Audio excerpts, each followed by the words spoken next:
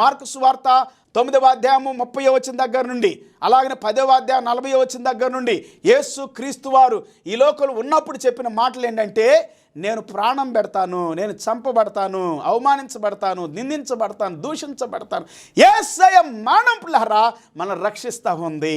Bible గ్రంథంలో ఇంకా మనం చదువుకున్నట్లయితే ఒక వాక్యాన్ని చదవాలని నేను ఆశపడుతూ ఉన్నాను. పరిశుద్ధాత్మ దేవుడు ఇదేనా మనతో మాట్లాడుతూ ఉన్నాడు. చూడండి దయచేసి యోహాను సువార్త 3వ అధ్యాయం 16వ వచనము, దేవుడు లోకమును ఎంతో ప్రేమించిన కాగా ఆయన తన అద్వితీయ కుమారునిగా పుట్టిన వాని యందు విశ్వాసం ఉంచు ప్రతి వాడు నశింపక నిత్యజీవం పొందినట్లుగా ఆయనను అనుగ్రహించెను.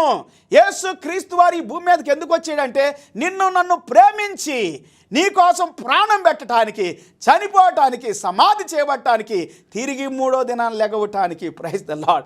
యేసు క్రీస్తు నామములో, ఆయన రక్తములో, ఆయన పొందిన గాయాలలో నీకు స్వస్థత ఉంది.